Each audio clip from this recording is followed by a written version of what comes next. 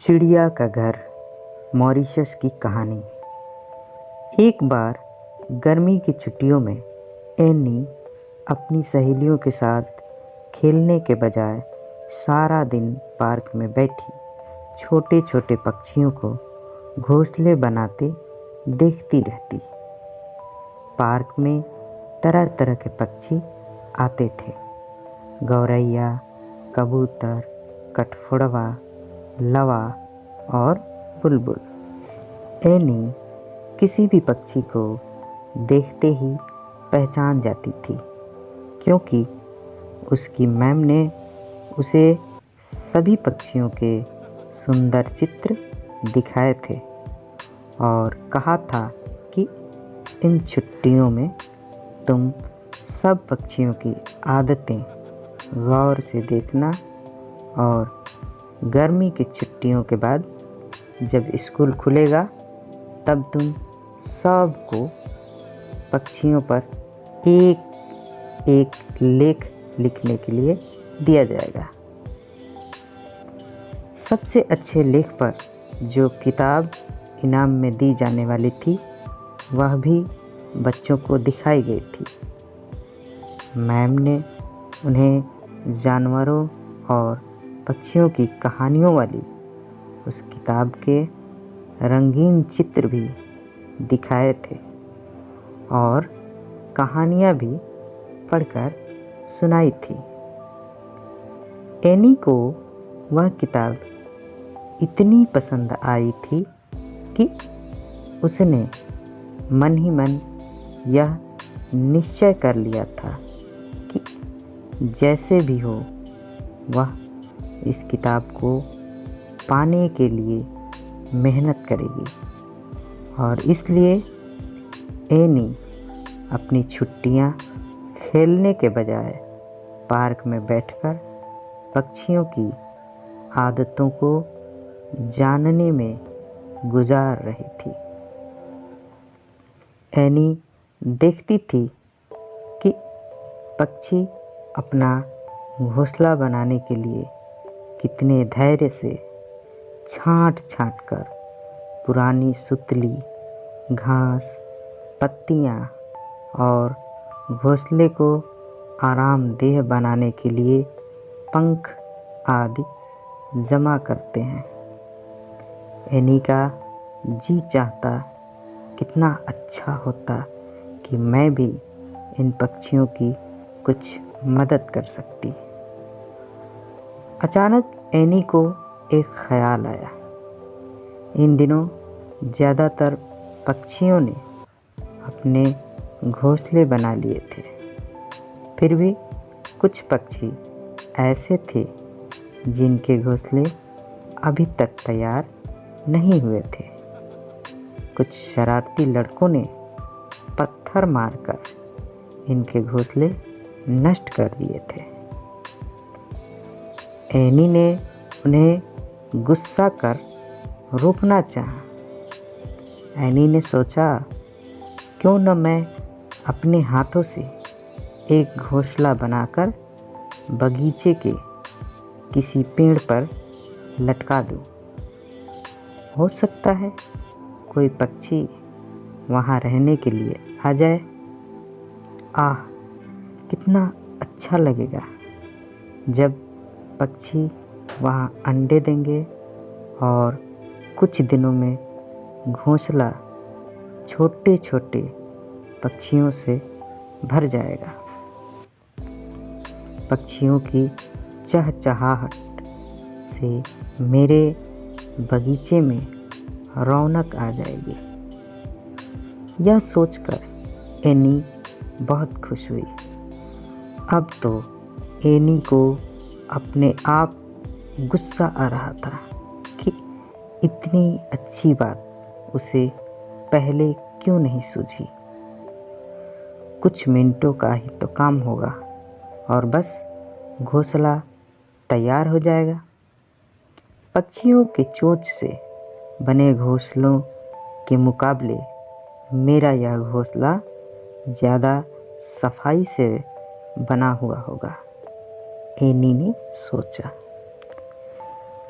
अगले दिन एनी की माँ यह देखकर बड़ी हैरान हुई कि एनी सारा दिन तिनके, कागज़ आदि ही बुनती रही।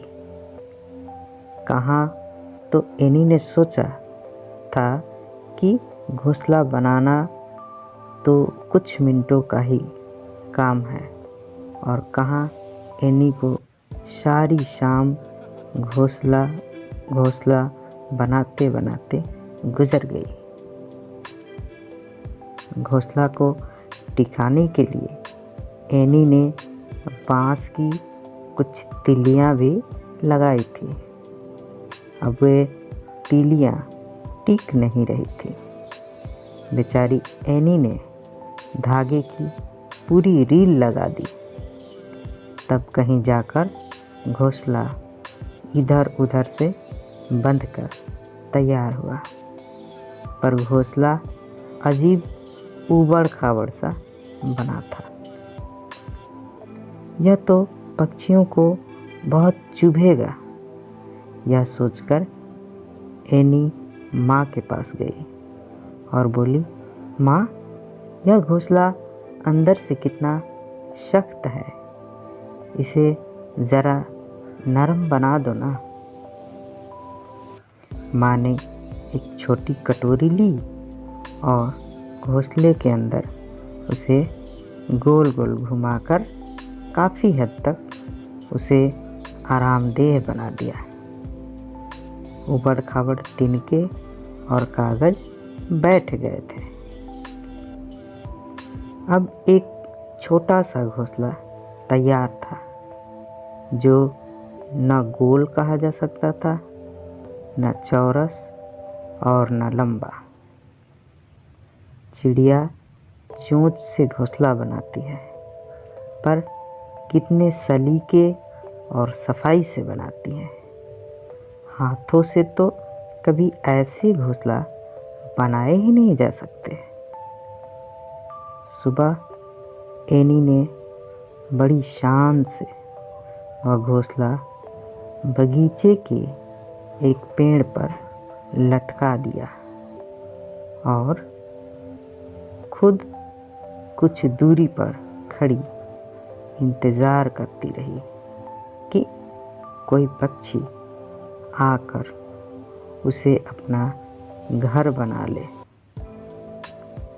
पर जब काफ़ी समय गुजर गया और कोई पक्षी न आया, तो एनी बड़ी निराश हुई। अचानक उसने देखा लावा पक्षियों के एक जोड़े ने, जो घोंसला के ऊपर मंडरा रहा था, चोंच मार मार कर घोंसला तोड़ फोड़ डाला। शैतान पक्षी, गुस्से से एनी बड़बड़ाई। एनी की आवाज़ सुनकर उसकी माँ वहाँ आ गई। माँ, देखो ना, उन्हें मेरा घोंसला पसंद नहीं आया, एनी ने सुबकते हुए कहा। माँ भी वहीं खड़ी होकर पक्षियों की हरकतें देखने लगी। अचानक माँ जोर से हंस पड़ी। देखो एनी, ये पक्षी पहले घोंसले से तिनके चुन चुनकर एक नया घोंसला तैयार कर रहे हैं। हो सकता है ये लोग और किसी के बनाए घोंसलों में रहना पसंद न करते हों। माँ, मैं जो लेख लिखूंगी ना, उसमें यह बात भी ज़रूर लिखूंगी, एनी बोली। एनी, पक्षियों ने घोंसले चाहे जिस कारण तोड़ा हो, पर वे तुम्हारा बड़ा एहसान मान रहे होंगे कि तुमने घोंसले बनाने का सारा सामान एक जगह जमा कर रखा है। माँ ने कहा। माँ, तुमने एक बात पर गौर किया? एनी ने माँ से कहा। यह लवा अपने घोंसला झाड़ियों के अंदर बनाती है।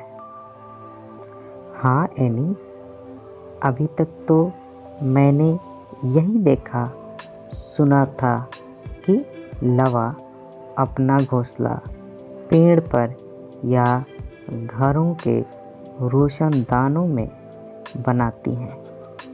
आज पहली बार मैं यह तरीका देख रही हूँ। एनी सारा दिन बगीचे में बैठी लावा पक्षियों को काम में जुटे देखती रही। एनी की मौजूदगी का पक्षी भी बुरा नहीं मानते थे। शायद उन्हें पता था कि वह उनकी मित्र है। जल्दी ही घोंसला छोटे छोटे लावा पक्षियों से भर गया। इसी बीच एनी को लावा पक्षी की एक और दिलचस्प आदत का पता चला। आमतौर पर पक्षी उड़ते हुए आते हैं और सीधे अपने घोंसले पर ही उतरते हैं, पर लावा कभी ऐसा नहीं करती। वह हमेशा अपने घोंसले से थोड़ी दूरी पर उतरती है और फिर फुदक फुदक कर और थोड़ा इधर उधर पता चले घूमकर अपने घोंसले में जाती है। शायद वह नहीं जानती थी कि किसी को भी उसी की घोंसले की जगह पता चले। छुट्टियों के बाद जब लेख प्रतियोगिता हुई तो एनी को प्रथम पुरस्कार मिला। इनाम वाली किताब हाथ में पकड़े एनी अपनी सहेलियों को बता रही थी, तुम्हें पता है मैंने एक नहीं 2 इनाम जीते हैं। एक तो यह किताब और दूसरा अपने बगीचे में छोटे छोटे लावा पक्षियों से भरा घोंसला। यह कहानी से हमें ये सीख मिलती है कि कोई प्रतियोगिता जीतने से ज़्यादा दूसरों की मदद करके खुशी मिलती है। ये थी आज की छोटी सी कहानी। आपको कैसी लगी कमेंट बॉक्स में ज़रूर बताएं। धन्यवाद।